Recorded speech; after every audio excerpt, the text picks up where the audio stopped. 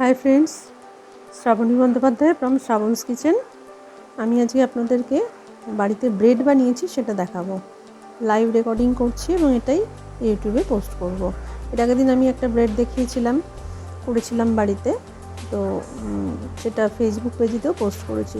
দেখুন, আজকে আমি আটা ময়দা মিশিয়ে ব্রেড বানিয়েছি।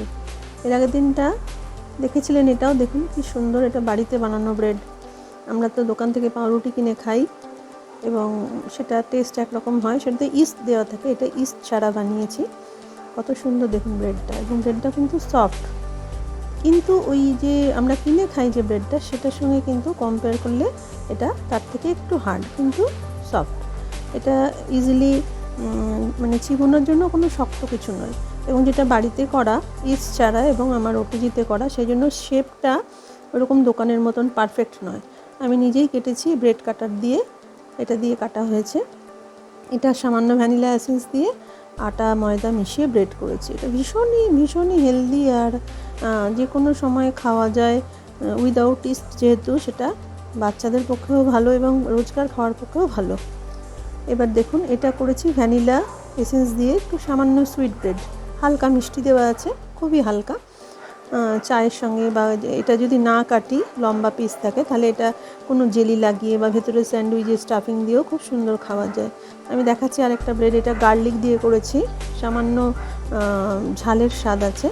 এটা দেখুন এরকমই হয়েছিল, কিন্তু এটাকে আমি কেটেছি। এটা গার্লিক ব্রেডটা কাটেনি, তার কারণ হচ্ছে এর ভেতরে আমি স্যান্ডউইচের মতন স্টাফিং করব।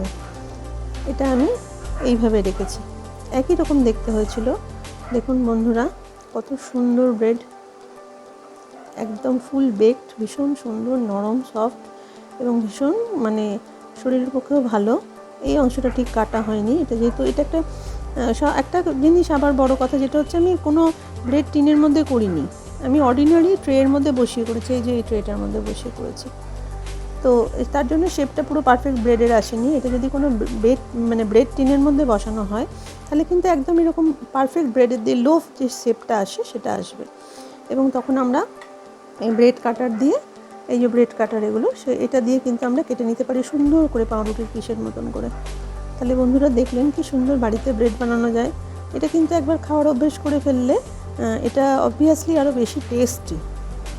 তো কখনো সময় পেলে আমি ভিডিও করে দেখাবো যেগুলো কীভাবে বানিয়েছি।